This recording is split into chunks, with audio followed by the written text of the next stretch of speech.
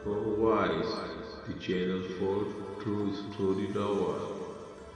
اپنی بیٹی کو عرب ماں کی نصیحت۔ رشتہ ازدواج کی اہمیت کے پیش نظر زمانہ جاہلیت کی زیرک مائیں اپنی بچیوں کی شادی کے بعد انہیں رخصت کرتے وقت جو پند و نصائح کرتی تھیں، انہیں پڑھ کر ان کی ذہانت و فراست پر حیرت ہوتی ہے۔ آج جب کہ علم نفسیات اپنے عروج پر ہے اور اس کے ماہرین نفسیات انسان کو پیش نظر رکھتے ہوئے مختلف لوگوں کو مختلف حالت سے عہدہ برا ہونے کے لیے بڑے قیمتی مشورے اور زرعی ہدایات دیا کرتے ہیں، میں ایک عرب ماں کی نصیحت آپ کی خدمت میں پیش کرنا چاہتا ہوں، جو اس نے اپنی بچی کی شادی کے موقع پر اسے رخصت کرتے ہوئے کی۔ ازدواجی زندگی کے نازک ترین مسائل کے بارے میں ایک بدو عورت کی وقت نظر کو دیکھ کر آپ یقیناً ششدر ہو کر رہ جائیں گے۔ موجودہ دور کی مائیں اس میں ایسا قیمتی مواد پائیں گی جس سے وہ اپنی بچیوں کے مستقبل کو درخشاں بنا سکتی ہیں۔ موجودہ زمانے میں میاں بیوی کے تعلقات کی کشیدگی کی شکایت عام ہے، لیکن اگر ان ہدایات پر عمل کیا جائے تو اس کشیدگی اور بیگانگی کو محبت و الفت میں بآسانی بدلا جا سکتا ہے۔ عوف بن محلم ایک عرب سردار تھا۔ ریاست کندا کے بادشاہ حارث بن عمر نے اس کی لڑکی کی بہت تعریف سنی۔ اس نے ایک دانا اور تجربہ کار اسام نامی عورت کو عوف کی بچی کو دیکھنے کے لیے بھیجا۔ اسام نے واپس آ کر اس بچی کا سراپا جس انداز سے بیان کیا اور اس کے خصائل و شمائل کا جامع تذکرہ کیا، وہ بھی عربی ادب کا ایک شاہکار ہے۔ رشتہ طے ہو گیا۔ رسم نکاح کے بعد ماں نے اپنی لخت جگر کو رخصت کرتے وقت جو نصیحت کی، اس کا متن مائع ترجمہ آپ کی توجہ کے لیے پیش خدمت ہے۔ اے میری پیاری بچی، اگر وصیت کو اس لیے ترک کر دینا روا ہوتا کہ جس کو نصیحت کی جا رہی ہے وہ خود عقل مند اور زیرک ہے تو میں تجھے وصیت نہ کرتی، لیکن وصیحت غافل کے لیے یادداشت اور عقل مند کے لیے ایک ضرورت ہے۔ اگر کوئی عورت اپنے خاوند سے اس لیے مستغنی ہو سکتی کہ اس کے والدین بڑے دولت مند ہیں اور وہ اسے اپنی جان سے بھی زیادہ عزیز رکھتے ہیں، تو سب سے زیادہ اس بات کی مستحق تھی کہ اپنے خاوند سے مستغنی ہو جائے۔ لیکن حقیقت یہ ہے کہ عورتیں مردوں کے لیے پیدا کی گئی ہیں اور مرد عورتوں کے لیے پیدا کیے گئے ہیں۔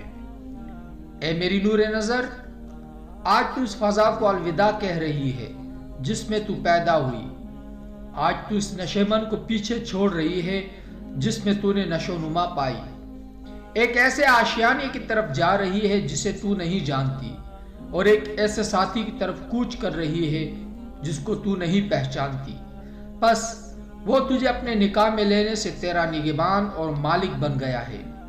تو اس کے لیے فرما بردار کنیز بن جا، وہ تیرا وفادار غلام بن جائے گا۔ اے میری لخت جگر، اپنی ماں سے 10 باتیں یاد کر لے، یہ تیرے لیے قیمتی سرمایہ اور مفید یادداشت ثابت ہوں گی۔ سنگت قناعت سے دائمی بنے گی اور باہمی میل جول جو اس کی بات سننے اور اس کا حکم بجا لانے سے پرمسرت ہوگا۔ جہاں جہاں اس کی نگاہ پڑتی ہے ان جگہوں کا خاص خیال رکھ، اور جہاں جہاں اس کی ناک سونگھ سکتی ہے اس کے بارے میں محتاط رہ، تاکہ اس کی نگاہ تیرے جسم اور لباس کے کسی ایسے حصے پر نہ پڑے جو بدنما اور غلیظ ہو، اور تجھ سے اسے بدبو نہ آئے بلکہ خوشبو سونگے۔ اس بات کا خاص خیال رکھنا۔ سرما حسن کی افزائش کا بہترین ذریعہ ہے اور پانی گمشدہ خوشبو سے بہت زیادہ پاکیزہ ہے۔ اس کے کھانے کے وقت کا خاص خیال رکھنا، اور جب وہ سوئے اس کے آرام میں مخل نہ ہونا، کیونکہ بھوک کی حرارت شعلہ بن جایا کرتی ہے اور نیند میں خلل اندازی بغض کا باعث بن جاتی ہے۔ اس کے گھر اور مال کی حفاظت کرنا اور اس کی ذات کی، اس کی نوکروں کی اور اس کے عیال کی ہر طرح خبر گیری کرنا، اس کے راز کو افشا مت کرنا، اس کی نافرمانی مت کرنا۔ اگر تو اس کے راز کو فاش کر دے گی تو اس کے غدر سے محفوظ نہیں رہ سکے گی، اور اگر تو اس کے حکم کی نافرمانی کرے گی تو اس کے سینے میں تیرے بارے میں غیظ و غضب بھر جائے گا۔ جب وہ غم زدہ اور افسردہ ہو تو خوشی کے اظہار سے اجتناب کرنا، اور جب وہ شاداں و فرحاں ہو تو اس کے سامنے منہ بسور کر مت بیٹھنا۔ پہلی خصلت آداب زوجیت کی ادائیگی میں کوتاہی ہے، اور دوسری خصلت دل کو مقدر کر دینے والی ہے۔ جتنا تم سے ہو سکے اس کی تعظیم بجا لانا، وہ اسی قدر تمہارا احترام کرے گا۔ جس قدر تم اس کی ہم نوا رہو گی اتنی قدر ہی وہ تمہیں اپنا رفیق حیات بنائے رکھے گا۔